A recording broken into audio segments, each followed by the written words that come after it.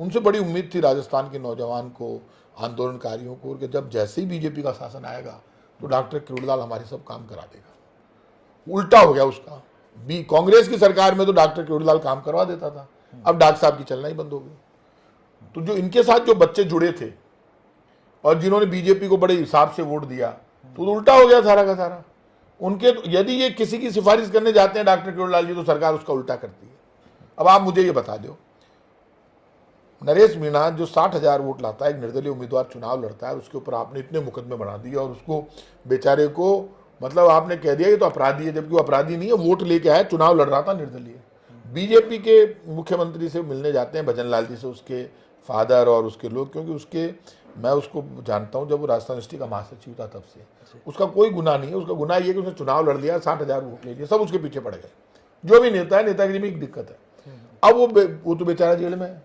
BJP के मुख्यमंत्री भजन लाल जी ने उनके फादर को और उनको बुला के कहा, मैंने पूछा उन लोगों से, मैंने कहा ये बहुत अच्छा बात, आप लोग गए वहाँ मिल लिए, अब ये मामला, उन्होंने कहा कि हम आपके मुकदमे हटा लेंगे।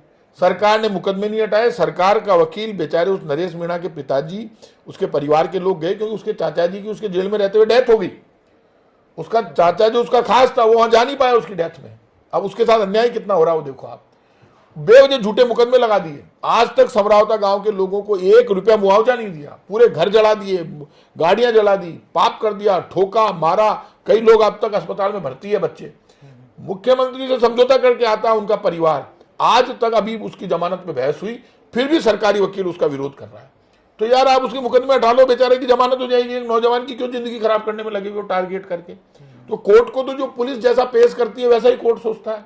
तो जो झूठे मुकदमे पुलिस ने लगाए हैं वो हटा दो, क्या फर्क पड़ रहा है। यार समझौता किया तो मानो तो सही उसको।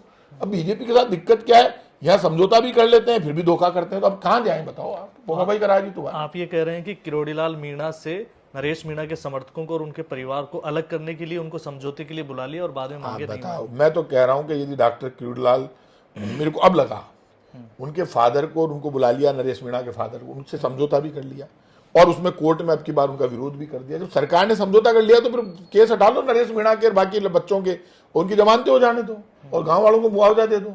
इन्होंने क्या बदमाशी की अब की बार मुख्यमंत्री ने, इन्होंने नरेश मीणा के पिताजी को और उनको सबको बुलाया तो कोई मंत्री बीच में था ही नहीं। तो डॉक्टर किरोड़ीलाल इससे अच्छा बीच में बैठता तो कुछ तो होता। तो अगले डॉक्टर किरोड़ीलाल को तो बीच में बिठाना नहीं चाहते किसी मामले में। तो उधर तो उनको निपटा रहे हैं, इधर इसको निपटा रहे हैं, तो सबको निपटाने में लग गए, तो भाई बचेगा कौन फिर। सरकार का काम निपटाने का नहीं होता, सरकार का काम वेलफेयर का होता है, बनाने का होता है। सरकार कभी डिस्ट्रॉय नहीं करती, सरकार तो बनाने का काम करती है, मेकिंग करती है। तो आप तो डिस्ट्रॉय करने में लग गए, सब कुछ सारा सिस्टम डिस्ट्रॉय करने में लग गए आप।